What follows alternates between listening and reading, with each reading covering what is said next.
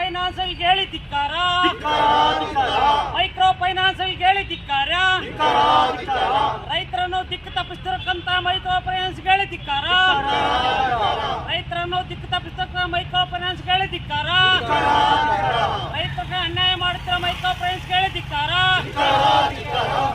ರೈತ ಕೂಲಿ ಕಾರ್ಮಿಕರಿಗೆ ಅನ್ಯಾಯ ಮಾಡತಕ್ಕಂತ ಮೈಕ್ರೋ ಫೈನಾನ್ಸ್ ಹೇಳಿ ಧಿಕ್ಕಾರ, ರೈತರಿಗೆ ಅನ್ಯಾಯ ಮಾಡತಕ್ಕಂತ ಮೈಕ್ರೋ ಫೈನಾನ್ಸ್ ಹೇಳಿ ಧಿಕ್ಕಾರ, ರೈತರಿಗೆ ಅನ್ಯಾಯ ಮಾಡತಕ್ಕಂತ ಖಾಸಗಿ ಬ್ಯಾಂಕ್ ಹೇಳಿ ಧಿಕ್ಕಾರ, ರೈತರ ಅನ್ಯಾಯ ಮಾಡತಕ್ಕಂತ ಖಾಸಗಿ ಬ್ಯಾಂಕ್ ಹೇಳಿ ಧಿಕ್ಕಾರ. ಬೇಕೇ ಬೇಕು, ಬೇಕೇ ಬೇಕು, ಬೇಕೇ ಬೇಕು, ರೈತರನ್ನ ವಂಚನೆ ಮಾಡತಕ್ಕಂತ ಮೈಕ್ರೋ ಫೈನಾನ್ಸ್ ಹೇಳಿ ಧಿಕ್ಕಾರ, ಮೋಸ ಮಾಡತಕ್ಕಂತ ಬ್ಯಾಂಕ್ಗಳಿಗೆ ಹೇಳಿ ಧಿಕ್ಕಾರ, ರೈತರನ್ನ ವಂಚನೆ ಮಾಡತಕ್ಕಂತ ಮೈಕ್ರೋ ಫೈನಾನ್ಸ್ ಹೇಳಿ ಧಿಕ್ಕಾರ, ರೈತರನ್ನ ವಂಚನೆ ಮಾಡತಕ್ಕಂತ ಮೈಕ್ರೋ ಫೈನಾನ್ಸ್ ಹೇಳಿ ಧಿಕ್ಕಾರ, ರೈತರನ್ನ ವಂಚನೆ ಮಾಡತಕ್ಕಂತ ಬ್ಯಾಂಕ್ಗಳಿಗೆ ಹೇಳಿ ಧಿಕ್ಕಾರ, ರೈತರ ಕೂಲಿ ಮಾಡತಕ್ಕಂತ ಖಾಸಗಿ ಬ್ಯಾಂಕ್ಗಳಿಗೆ ಹೇಳಿ ಧಿಕ್ಕಾರ, ರೈತರಿಗೆ ಮೋಸ ಮಾಡತಕ್ಕಂತ ಖಾಸಗಿ ಬ್ಯಾಂಕ್ಗಳಿಗೆ ಹೇಳಿ ಧಿಕ್ಕಾರ, ರೈತರನ್ನ ವಂಚನೆ ಮಾಡತಕ್ಕಂತ ಮೈಕ್ರೋ ಫೈನಾನ್ಸ್ ಹೇಳಿ ಧಿಕ್ಕಾರ, ರೈತರನ್ನು ರೈತ ಮಹಿಳೆಯರನ್ನು ವಂಚನೆ ಮಾಡತಕ್ಕಂತ ಮೈಕ್ರೋ ಫೈನಾನ್ಸ್ ಹೇಳಿ ಧಿಕ್ಕಾರ. ಬೇಕೇ ಬೇಕು, ಬೇಕೇ ಬೇಕು, ಬೇಕೇ ಬೇಕು, ರೈತರನ್ನು ವಂಚನೆ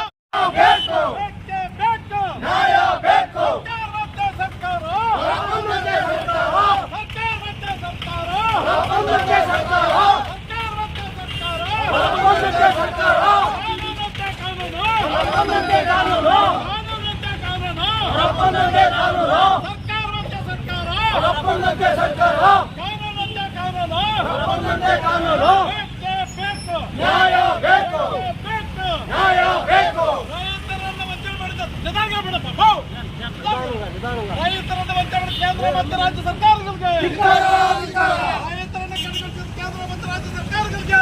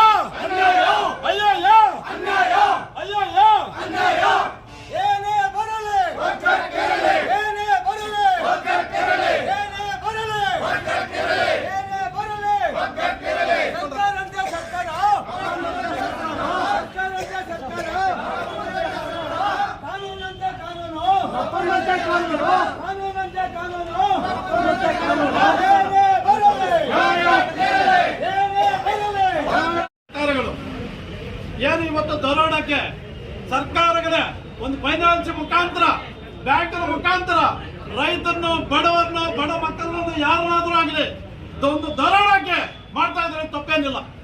ಕೇಂದ್ರ ಮತ್ತು ರಾಜ್ಯ ಸರ್ಕಾರಗಳು ಇವತ್ತು ದರೋಡ ಮಾಡ್ತಾ ಇದ್ದಾರೆ ಅಂತಂದ್ರೆ ಏನು ತಪ್ಪಿಲ್ಲ. ಇವತ್ತು ಕೇಂದ್ರ ಸರ್ಕಾರಕ್ಕೆ ಏನು ಗೆದ್ದು ಇದೆಯೋ ಇಲ್ಲ ಗೊತ್ತಿಲ್ಲ. ಒಂದು ಫೈನಾನ್ಸ್ ಮುಖಾಂತರ ಎಲ್ಲಿ ಖಾಸಗಿ ಫೈನಾನ್ಸ್ಗಳು ಕೊಟ್ಟುಬಿಟ್ಟು ಏನು ಬಡ್ಡಿ ಕೊಡ್ತೀರ ಅಂತ ಕೊಟ್ಟುಬಿಟ್ಟು ಏನೂ ಇಲ್ಲ. ಕೊಡೋದು ಅವ್ರು ಬರೋದು ರೌಡಿಗಳು ಇಟ್ಕೊಳ್ಳೋದು, ಬೆಳಗ್ಗೆ ಬರೋದು, ಹೆಣ್ಮಕ್ಳಿಗೆ 10 ಜನ ಸೇರಿಸೋದು, 10 ಜನ ಸೇರಿಸೋದು, 1 ಲಕ್ಷ ಕೊಡೋದು, ಬೆಳಗ್ಗೆ 1 ಲಕ್ಷಕ್ಕೆ 2 ಲಕ್ಷ ವಸೂಲು ಮಾಡ್ತಾ ಇದ್ದಾರೆ. ಯಾರಾದ್ರೂ ಕೇಳೋರು ಇದ್ದಾರೆ? ಯಾರು ಇಲ್ಲ. ಅವ್ರಿಗೆ ಕೇಳಿದ್ರೆ ರೌಡಿಗಳು ಕರ್ಕೊಂಡ್ಬಂದು ಪೊಲೀಸ್ ಕೇಸ್ ಒಂದು ಮಾಡ್ತಾರೆ. ಅನೇಕ ಜನ ಇವತ್ತು ನಮ್ಮ ರಾಜ್ಯದಲ್ಲಿ ಈ ಹೆಣ್ಮಕ್ಳು ಸುಮಾರು 100ಕ್ಕೆ ಹೆಚ್ಚಿನ ಹೆಣ್ಮಕ್ಳು ತೀರ್ಕೊಂಡಿದ್ದಾರೆ. ಇವತ್ತು 100ಕ್ಕೆ ಹೆಚ್ಚಿನ ಹೆಣ್ಮಕ್ಳು ನಮ್ಮ ರಾಜ್ಯದಲ್ಲಿ ತೀರ್ಕೊಂಡಿದ್ದಾರೆ. ಯಾರ ಕಾರಣ? ಪ್ರಾಣ ಇಳುವ ಇವ್ರಿಗೆ ಗೊತ್ತಿದೆಯಾ? ಈ ಹೊತ್ತು ಮಾಡ್ತಾ ಇರುವಂತ ದರೋಡೆಗಳು ಬೆಳಗ್ಗೆ ಬಂದು ಏನ ಮನುಷ್ಯ ಎಷ್ಟು ಕಟ್ತಾನೆ, ಎಷ್ಟು ಆ ಮನುಷ್ಯಗೆ ಹೇಳ್ತಾ ಇದೆ ಅಂತ ಇವ್ರಿಗೆ ಗೊತ್ತಿದೆಯಾ? ಯಾವ ತರ ಮಾಡ್ತಾ ಇದ್ದಾರೆ ಸ್ವಾಮಿ ನೀವು? ಎಲ್ಲಿಗೆ ತಗೊಂಡು ಹೋಗ್ತಾ ಇದ್ದಾರೆ ರೈತರನ್ನ? ರೈತರ ಮಕ್ಕಳನ್ನ ಎಲ್ಲಿ ತಗೊಂಡು ಹೋಗ್ತಾ ಇದ್ದೀರಾ ನೀವು? ಈ ಸಮಾಜವನ್ನು ಎಲ್ಲಿ ತಗೊಂಡು ಹೋಗ್ತಾ ಇದ್ದೀರಾ ನೀವು? ರಾಜ್ಯ ಮತ್ತು ಕೇಂದ್ರ ಸರ್ಕಾರಗಳು ನಿಮ್ಗೇನು ನಾಚಿಕೆ ಆಗಲ್ವಾ? ಇವತ್ತು ಇಷ್ಟು ಜನ ಹೆಣ್ಮಕ್ಳು ತೀರ್ಕೊಂಡ್ರಲ್ಲ, ಯಾರು ಜವಾಬ್ದಾರಿ? ಯಾರು ಇದಕ್ಕೆ ಜವಾಬ್ದಾರಿ? ಇವಾಗ ಬೆಳಗ್ಗೆ ಎದ್ದು ಬಂದ ತಕ್ಷಣ ರೌಡಿಗಳು ಇಟ್ಕೊಂಡ್ ಬರ್ತಾರೆ, ರೌಡಿಗಳು ತಲುಪ್ತಾರೆ. 6 ಗಂಟೆಗೆ ಗೆದ್ಬಿಟ್ಟು ಅನೇಕ ಜನ ನಮ್ಮ ತಾಲೂಕಿನಲ್ಲಿ ಊರುಗಳು ಬಿಟ್ಟು ಹೋಗಿದ್ದಾರೆ. ಫೈನಾನ್ಸ್ ಒಂದೊಂದು ಕುಟುಂಬದಲ್ಲಿ ಒಂದೊಂದು 10 ಫೈನಾನ್ಸ್ ತಗೊಂಡಿದ್ದಾರೆ. ಇದು ಕಟ್ಟಕ್ಕೆ ಒಂದು ಸಲ, ಇದು ಕಟ್ಟಿದ ನಂತರ ಇನ್ನೊಂದು ಸಲ ಕೂಲಿ ಇಲ್ಲ, ನಾಲಿ ಇಲ್ಲ. ಏನು ಕೆಲಸ ಮಾಡಿದ್ರೆ ವ್ಯವಸಾಯ ಮಾಡಕ್ ಹೋದ್ರೆ ಲಾಸ್, ಯಾರು ಮಾಡಿದ್ರು ಕೂಲಿ ಇಲ್ಲ. ಎಲ್ಲಿಂದ ಜೀವನ ಮಾಡೋದು? 20 ವರ್ಷ ಆಯ್ತು ಈ ಭಾಗಕ್ಕೆ ನೀರು ಕೊಟ್ಟು ಜನ. 20 ವರ್ಷದಿಂದ ಯಾವುದೇ ಬೆಲೆ ಸಿಗ್ಲಿಲ್ಲ, ಕೂಲಿ ಸಿಗ್ಲಿಲ್ಲ. ನಮ್ಮ ಮಕ್ಕಳನ್ನ ಹೆಂಗ್ ಓದಿಸೋದು? ಹೆಂಗ್ ನಾವು ಬದುಕೋದು? ಹೆಂಗ್ ಊಟ ಮಾಡೋದು? ಏನು ಸಮಯ ಕೇಂದ್ರ ಮತ್ತು ರಾಜ್ಯ ಸರ್ಕಾರಗಳು ಇವತ್ತು ಹೆಂಗ್ ಬದುಕೋದು? ನಾವು ಹೆಂಗ ನಾವು ಸಾಲ ಕಟ್ಟೋದು? ಯಾವ ತರ ಕಟ್ಟೋದು? ಇನ್ನೊಂದ್ ತರ ಮಾಡ್ತೀರಾ? ಮತ್ತು ರಾಜ್ಯ ಸರ್ಕಾರ ಕೇಂದ್ರ ಸರ್ಕಾರಗಳು ಈ ಫಸಲ್ ಬಿಮಾ ಯೋಜನೆ ಅಂತ ಹೇಳ್ಬಿಟ್ಟು ವರ್ಷಕ್ಕೆ 6,000 ರೂಪಾಯಿ ಕೊಡ್ತೀರಾ ನೀವು. ನಮ್ಗೆ ಎಲ್ಲಾ ಬ್ಯಾಂಕ್ಗಳಲ್ಲಿ ನಮ್ಮ ಹಸು ಸಾಲ ಬಿಟ್ಕೊಂಡು, ಬ್ಯಾಂಕ್ ಜಮೀನು ಸಾಲ ಇಟ್ಕೊಂಡು ಎಲ್ಲ ಸಾಲಗಳು ಮಾಡ್ಕೊಂಡಿದೀವಿ. ಪ್ರತಿ ಕುಟುಂಬಕ್ಕೂ 1-2 ಮಾಡ್ಕೊಂಡಿದೀವಿ ಖಾಸಗಿ ಬ್ಯಾಂಕಲ್ಲಿ. ಬಂದು ತಕ್ಷಣನೇ 2 ಲಕ್ಷ ರೂಪಾಯಿ ಮೋದಿ ಕೊಡ್ತಾರೆ ಅಂತಾರೆ. ಆ ಮೋದಿ ಸುಸ್ತಿಗೆ ಹೋಗುತ್ತೋ ಬಡ್ಡಿಗೆ ಹೋಗುತ್ತೋ ಅವನೇ ಹಿಡ್ಕೊತಾರೆ. ಮತ್ತೆ ಬ್ಯಾಂಕ್ ಕೇಂದ್ರ ನಮ್ಮ ಹೆಣ್ಮಕ್ಳು ಯಾರಾದ್ರೂ ರೈತ ಹೋಗಾದ್ರೆ ನಿಮಗೆ ನಾಚಿಕೆ ಆಗಲ್ವೇನೋ ಅಂತ ಕೇಳ್ತಾರೆ. ಯಾರು ನಿಮ್ ಬದುಕಕ್ಕೆ ಆಗ್ತಾ ಇಲ್ವಾ, ಕಟ್ಟಕ್ಕೆ ಆಗ್ತಾ ಇಲ್ಲ ಹೇಳ್ತಾರೆ. ಯಾರಕ್ಕೋಸ್ಕರ ಸಾಲ ಮಾಡಿದ್ವಿ ಸ್ವಾಮಿ ನಾವು? ಯಾರು ಬದುಕಕ್ಕೆ ಸಾಲ ಮಾಡಿದ್ದೇವೆ ನಾವು? ಯಾರು ಬದುಕಕ್ಕೆ? ನಿಮ್ಗೆ ಊಟ ಹಾಕಕ್ಕೆ, ನೀವು ಜೀವನ ಮಾಡಕ್ಕೆ, ನೀವು ಬದುಕಕ್ಕೆ ನಾವು ಸಾಲ ಮಾಡಿದ್ದೀವಿ. ಏನ್ ನಮ್ಮ ಮಕ್ಕಳು ಓದ್ಸಕ್ ಆಯ್ತಾ? ಇಲ್ಲವಲ್ಲ ಸ್ವಾಮಿ, ನಮ್ಮ ಮಕ್ಕಳು ಓದ್ಸಕ್ ಆಗ್ಲಿಲ್ಲ. ಇಲ್ಲ ನಾವು 3 ಹೊತ್ತು ಊಟ ಮಾಡಕ್ ಆಗ್ಲಿಲ್ಲ ಸ್ವಾಮಿ. ನಮ್ಗೆ ಆಗ್ತಾ ಇರುತ್ತೆ ಅನ್ಯಾಯವನ್ನು ಯಾರನ್ನ ಇದನ್ನ ನೋಡ್ತಾರೆ ಸ್ವಾಮಿ ನೀವು? ಇವತ್ತು ದಿನ ಆಗ್ತಾ ಇರುತ್ತೆ ಅನ್ಯಾಯ. ಈ ಬ್ಯಾಂಕ್ಗಳಲ್ಲಿ ಹಗಲುದಾರಣ ಮಾಡ್ತಾ ಇದ್ರಲ್ಲ ಸ್ವಾಮಿ. ಮತ್ತೆ ಗೃಹಲಕ್ಷ್ಮಿ ಯೋಜನೆ ಅಂತ ಸಿದ್ದರಾಮಯ್ಯ ಮತ್ತು DK ಶಿವಕುಮಾರ್ ಸರ್ಕಾರ, ಕಾಂಗ್ರೆಸ್ ಸರ್ಕಾರ ಬಂತು. ಆ ಬಂದಿದ್ದು ಸಕ್ಕನ 2 ಲಕ್ಷ ರೂಪಾಯಿ ಗೃಹಲಕ್ಷ್ಮಿ ಯೋಜನೆಯಲ್ಲಿ ಏನು ಸಿಲಿಂಡರ್ ತಕೊಳ್ಳಿ ಅಂತ ದುಡ್ಡು ಕೊಟ್ರು. ಅದನ್ನು 2,500 ರೂಪಾಯಿ ಕೊಟ್ರು. ಅದನ್ನು ಸಮೇತ ನಾವು ಸುಸ್ತಿಗೆ ಬಡ್ಡಿಗೆ ಹಾಕೊಂತೀರಾ. ಹೆಣ್ಮಕ್ಳು ಆದ್ರೆ ಚೆನ್ನಾಗಿ ಬೈತೀರಾ. ಈ ತರ ಆಗ್ಬಿಟ್ಟು ಪ್ರತಿಯೊಂದು ಬ್ಯಾಂಕ್ನಲ್ಲಿ ಇವತ್ತು ಇಲ್ಲಿ ಇದ್ದಾರೆ. ಕೆನರಾ ಬ್ಯಾಂಕಲ್ಲಿ ಒಂದು ಸ್ವಾಮಿ ಇದ್ದಾರೆ, ಯಾರು ಬ್ಯಾಂಕ್ ಮ್ಯಾನೇಜರ್ ಹೋಗಿ 2.5 ವರ್ಷ 1 ವರ್ಷ ಆಗಿದೆ ಪಾಪ, 1.5 ವರ್ಷ ಆಗಿದೆ ಪಾಪ. ಇಬ್ಬರಿಗೆ ಒಂದು ಗುರಿ ಸಾಕಾಣಿಕೆ ಅಂತ 40 ಲಕ್ಷ ಸ್ಯಾಂಕ್ಷನ್ ಆಯ್ತು ಈ ಇದರಲ್ಲಿ ಮುತಕದ್ರಲ್ಲಿ. ಅದನ್ನ 1.5 ವರ್ಷದಿಂದ ಅವ್ರಿಗೆ ಕೊಡ್ತೀವಿ ಅಂತ ಸತಾಯಿಸಿ ಅವ್ರ ಕುಟುಂಬಗಳನ್ನು ಬೀದಿ ಪಾಲು ಮಾಡಿದ್ದಾರೆ. ಇವತ್ತು ಯಾರು ಕೆನರಾ ಬ್ಯಾಂಕ್ ಅವರು. ಇನ್ನೊಂದು ಬ್ಯಾಂಕಿನಲ್ಲಿ ಇದ್ದಾರೆ, ತೆಲುಗಲ್ಲೇ ಮಾತಾಡ್ಬೇಕಂತ, ಕನ್ನಡ ನಾನು ಮಾತಾಡಬಾರ್ದಂತೆ. ಯಾಕೆ ತೆಲುಗಲ್ಲಿ ಮಾತಾಡೋಣ, ತೆಲುಗು ಬರುತ್ತದೆ ಅಂತ. ಕನ್ನಡ ಬರೋಲ್ಲ ಕೆಲವರು. ಮಾತಾಡ್ಬಿಟ್ಟು ಅನೇಕ ಜನ ಎರಗಂಪಲ್ಲಿಯಲ್ಲಿ ಬಂದಿದ್ದಂಥದ್ದೆಲ್ಲ ಸರ್ಕಾರಕ್ಕೆ ಜಮಾ ಹಾಕೊಂತ ಇದ್ದಾರೆ. ಯುವ ಸಾಹೇಬ್ರು ಏನ್ ಮಾಡ್ತಾರೆ? ಉದ್ಯೋಗ ಖಾತೆ ಬಂದಿದ್ದ ಯೋಜನೆಗಳನ್ನು ಅದನ್ನು ಸರ್ಕಾರ ಜಮಾ ಹಾಕ್ತಾರೆ. ಇನ್ನೇನಕ್ಕೆ ಯುವ ಸಾಹೇಬ್ರು? ಇಲ್ಲಿರುವಂತ ದಂಡಾಧಿಕಾರಿಗಳಿದ್ದಾರೆ, ಇವರು ಸರ್ಕಾರದಿಂದ ಬಂದಿರುವಂತ ಯೋಜನೆಗಳನ್ನು ಬಿಡ್ಕೋಬಾರ್ದು ಅಂತ ನೋಟಿಸ್ ಕೊಡ್ತಾರೆ. ಅವ್ರ ಮೇಲೆ ಕೇಸ್ ಮಾಡ್ತಾರೆ, ಮಾಡಲ್ಲ. ಇವರು ಅವ್ರಿಗೆ ಶಾಮೀಲ್ ಆಗಿದ್ದಾರೆ. ಸರ್ಕಾರಗಳು ಶಾಮೀಲ, ಅಧಿಕಾರಿಗಳು ಶಾಮೀಲ. ಮತ್ತೆ ಹಿಂಗ ಗೃಹಲಕ್ಷ್ಮಿ ಯೋಜನೆ ಚಿಡಿಪ ಅವ್ರು ಬರ್ತಾರೆ. ಚಿಡಿಪ ಅವ್ರು ಯಾಕೆ ಇದುವರೆಗೂ ನೋಟಿಸ್ ಕೊಟ್ಟು ಅವ್ರ ಹೆಣ್ಮಕ್ಳಿಗೆಲ್ಲ ಯಾಕೆ ದುಡ್ಡು ಕೊಡ್ಸಿಲ್ಲ? ಆದೇಶ ಉಲ್ಲಂಘನೆ ಮಾಡಿದ್ರೆ ಯಾಕೆ ಕೇಸ್ ಮಾಡಬಾರ್ದು?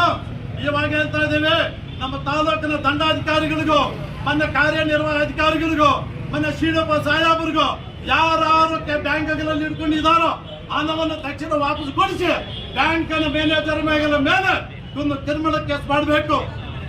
ಯಾರಕ್ಕೆ ಕ್ರಿಮಿನಲ್ ಕೇಸ್ ಮಾಡಬೇಕು? ಕೆನರಾ ಬ್ಯಾಂಕ್ ಮ್ಯಾನೇಜರ್ ಮೇಲೆ ಒಂದು ಕ್ರಿಮಿನಲ್ ಕೇಸ್ ಮಾಡಿ, ನಾವ್ ಯಾವ್ದಾದ್ರು ಚಿಕ್ಕಪಟ್ಟಿ ಕೇಸ್ ಮಾಡಿ ಹೋಗಿದ್ರೆ ನಮ್ಮ ಸಮಯ 2 ನಿಮಿಷಕ್ಕೆ ಬಂದ್ಬಿಡ್ತಾರೆ ಪೊಲೀಸರು. ಇಲ್ಲ ಅದ್ರ ನಮ್ಮ ಅನ್ನೋದು 2 ನಿಮಿಷಕ್ಕೆ ಬಂದ್ರೆ ಯಾವ ಸಮಯ ನ್ಯಾಯ ಸಮಯ? 2 ನಿಮಿಷ ಸಾಲ ಕಂಪ್ಲೀಟ್ ಮಾಡಿ 2 ನಿಮಿಷ ಕಿತ್ಕೊಂಡು ಹೋಗ್ಬಿಟ್ಟು ಲೋಪಲಿಗೆ ಆಗ್ಬಿಟ್ಟು ಕೋರ್ಟ್ ಕಳ್ಸ್ಬಿಟ್ಟು ಯಾವ್ದು ಸ್ವಾಮಿ ಅನ್ಯಾಯ? ಇವ್ರ ಮೇಲೆ ಮಾಡಿ, ಇವ್ರ ಕೆಲ್ಸಕ್ಕೆ ಪಾಲಿಟೇಷನ್ಗೆ ಇವ್ರ ಕ್ರಿಮಿನಲ್ ಕೇಸ್ ಮಾಡಿ. ಇವ್ರ ಮೇಲೆ ಯಾಕೆ ಮಾಡಬಾರ್ದು? ಇವ್ರ ಮೇಲೆ ಯಾಕೆ ಕ್ರಿಮಿನಲ್ ಕೇಸ್ ಮಾಡಬಾರ್ದು? ಬ್ಯಾಂಕ್ ಅಧಿಕಾರಿಗಳು. ಮತ್ತೆ ಇನ್ನೊಂದು ವಿಚಾರ, ಖಾಸಗಿ ಫೈನಾನ್ಸ್ಗಳು 25 ನಮ್ಮ ತಾಲೂಕಿನಲ್ಲಿ 25 ಖಾಸಗಿ ಬ್ಯಾಂಕ್ಗಳಿವೆ, ಧರ್ಮಸ್ಥಳ ಸಂಘಗಳವ್ರೆ. ಬೆಳಗ್ಗೆ ಹೋದ ತಕ್ಷಣ ಬಾಗಿಲು ತಟ್ಬಿಟ್ಟು ಕಟ್ರಿ ಅಂತ. ಎಲ್ಲಿಂದ ಸ್ವಾಮಿ ನಾವು ಕಟ್ಟೋದು? ನಾವು ಬದುಕು ಕೊಟ್ಟಿದ್ದೀವಿ, ಎಲ್ಲಿಂದ ಸ್ವಲ್ಪ ಕಟ್ಟೋದು? ಎಲ್ಲಿಂದ ನಮ್ಮ ಹತ್ರ ದುಡ್ಡು? ಒಂದು 10 ಫೈನಾನ್ಸಿಂಗ್ ಮಾಡಿದ್ದೀವಿ. ಇವ್ರ ಮೇಲೆ ಎಲ್ಲರ ಮೇಲೂ ಕ್ರಿಮಿನಲ್ ಕೇಸ್ ಮಾಡಬೇಕು. ಇನ್ನೊಬ್ರು ಇಲ್ಲಿದ್ದಾರೆ ಫೈನಾನ್ಸ್ ಅವ್ರಿಗೆ ದುಡ್ಡು ತಗೊಂಡು ಪಾನಿಗೆ ಹಿಡ್ಕೊಂಡು ಚೆನ್ನಿಗೆ ಹಿಡ್ಕೊಂಡು ಏನು 2 ರೂಪಾಯಿ ಇದೆ ಬಡ್ಡಿ, ಇಷ್ಟಕ್ಕೆಲ್ಲ ಬಡ್ಡಿ ಇದೆಯಾ? ಅದನ್ನು ದಾಖಲಾತಿ ಸಮೇತ ಇವತ್ತು ದಂಡಾಧಿಕಾರಿಗಳು ಕೊಡ್ತಾ ಇದ್ದೇವೆ. 1 ವಾರ ಒಳಗಾಗಿ ನಾವು ಟೈಮ್ ಕೊಡ್ತಾ ಇದ್ದೇವೆ. 1 ವಾರದ ಒಳಗಾಗಿ ಎಲ್ಲ ಬ್ಯಾಂಕ್ ಮ್ಯಾನೇಜರ್ ಮೇಲೆ ಕೇಸ್ ಮಾಡಿಲ್ಲ ಅಂತಂದ್ರೆ ಅಧೋಗತಿಯಾಗಿ ನಾವು ಈ ತಾಲೂಕಿನಲ್ಲಿ ಉಗ್ರ ಹೋರಾಟ ಮಾಡ್ತೀವಿ ಅಂತ ಹೇಳಿ ಒಂದು ಎಚ್ಚರಿಕೆಯನ್ನು ಕೊಡ್ತಾ ಇದೀವಿ ಇವತ್ತು ಎಲ್ಲ ಸರ್ಕಾರಗಳು.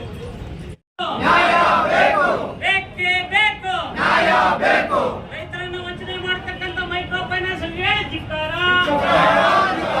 ರೈತರನ್ನು ವಂಚನೆ ಮಾಡತಕ್ಕಂಥ ಮೈಕ್ರೋ ಫೈನಾನ್ಸ್ ಧಿಕ್ಕಾರ, ರೈತರನ್ನು ವಂಚನೆ ಮಾಡತಕ್ಕಂಥ ಖಾಸಗಿ ಬ್ಯಾಂಕ್ ಧಿಕ್ಕಾರ, ರೈತರನ್ನು ವಂಚನೆ ಮಾಡತಕ್ಕಂಥ ಖಾಸಗಿ ಬ್ಯಾಂಕ್ ಧಿಕ್ಕಾರ, ರೈತರನ್ನು ವಂಚನೆ ಮಾಡತಕ್ಕಂಥ ಮೈಕ್ರೋ ಫೈನಾನ್ಸ್ ಧಿಕ್ಕಾರ.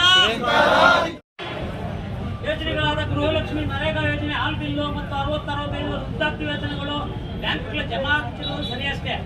ಆದರೆ ಈ ಯೋಜನೆಗಳಿಗೆ ಸೌಲಭ್ಯ ಫಲಾನುಭವಿಗಳಿಗೆ ಬ್ಯಾಂಕ್ಗಳು ಸಾಲಕ್ಕೆ ಜಮಾ ಮಾಡಿಕೊಳ್ಳುತ್ತಿದ್ದಾರೆ. ರೈತ ಮಹಿಳೆಯರ ಜೀವನ ನಡೆಸಲು ಕಷ್ಟಕರವಾಗಿದೆ. ದಯಮಾಡಿ ಬ್ಯಾಂಕು ಸಾಲ ಮೇಲ್ಕಂಡ ಯೋಜನೆಗಳಿಂದ ಬರುವ ಹಣವನ್ನು ಯಾವುದೇ ಕಾರಣಕ್ಕೂ ರೈತರ ಸಾಲ ಜಮೆ ಮಾಡಿಕೊಳ್ಳಬಾರದೆಂದು ಬ್ಯಾಂಕ್ ವ್ಯವಸ್ಥಾಪಕರಿಗೆ ಆದೇಶ ನೀಡಬೇಕೆಂದು ಕೋರಿಕೆ. 2ನೇದು, ಬ್ಯಾಂಕ್ಗಳಿಂದ ಸಾಲ ಪಡೆದಿದ್ದು ನಮ್ಮಗಳ ಆರ್ಥಿಕ ಪರಿಸ್ಥಿತಿ ಸುಧಾರಿಸುವವರೆಗೂ ನಮಗೆ ಸಮಯ ಸಾಲವನ್ನು ಬಡ್ಡಿ ಸಮೇತ ಕಟ್ಟಲು ಬದ್ಧರಾಗಿರ್ತೇವೆ.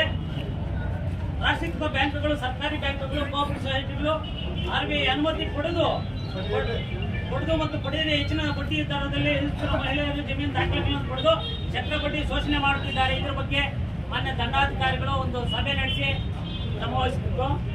ಆಮೇಲೆ ಖಾಸಗಿ ಫೈನಾನ್ಸ್ಗಳಾದ ಮೈಕ್ರೋ ಫೈನಾನ್ಸ್ಗಳು, ಧರ್ಮಸ್ಥಳ ಸಂಘಗಳು ಫೈನಾನ್ಸ್ಗಳು, ಖಾಸಗಿ ಫೈನಾನ್ಸ್ಗಳು ಬೆಳಗ್ಗೆ 5:15 ಮನೆ ಹತ್ರ ಬಂದು ರೈತರಿಗೆ ಹಿಂಸೆ ಕೊಟ್ಟು ಕಟ್ಟಿಲ್ಲ ಅಂದ್ರೆ ನಾವು ಮನೆ ಬಿಟ್ಟು ಹೋಗಲ್ಲ ಅನ್ನೋ ಉದ್ದೇಶನ ಹೇಳ್ತಾರೆ. ಆಗ ನಮ್ಮ ರೈತರು ಮಾನ ಮರ್ಯಾದೆ ಗಂಜಿ ಆತ್ಮಹತ್ಯೆಯಲ್ಲಿ ಹರಿಯುತ್ತಾರೆ. ಅದನ್ನ ತಾವು ಎಲ್ಲ ಸಭೆ ಮಾಡಿ ಆ ಸಭೆ ಮುಖಾಂತರ ಅವ್ರಿಗೆ ಇದು ಮಾಡಬೇಕು.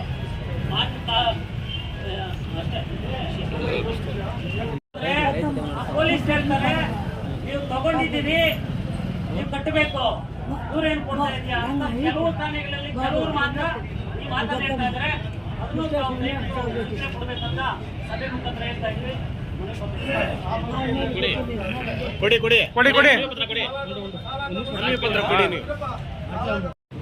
ಕರ್ನಾಟಕ ರಾಜ್ಯ ರೈತ ಸಂಘಟನೆ ಜಿಲ್ಲಾ ಶಾಖೆ ಚಿಕ್ಕಬಳ್ಳಾಪುರ ಜಿಲ್ಲೆಯ ವತಿಯಿಂದ ಏನು ಈ ದಿನ ಬ್ಯಾಂಕ್ಗಳು ಮತ್ತು ಪ್ರೈವೇಟ್ ಫೈನಾನ್ಸ್, ಮೈಕ್ರೋ ಫೈನಾನ್ಸರು ಒಂದು ಅವರ ಒಂದು ಸಿಬ್ಬಂದಿ ಆಗಿರ್ಬೋದು ಅಥವಾ ದಲಾಲಿಗಳಾಗಿರ್ಬೋದು, ಯಾರ ಕಡೆಯಿಂದ ಆಗಲಿ ಕಿರುಕುಳ ನೀಡ್ತಾ ಇರುವಂಥ ಒಂದು ವಿಚಾರದ ಬಗ್ಗೆ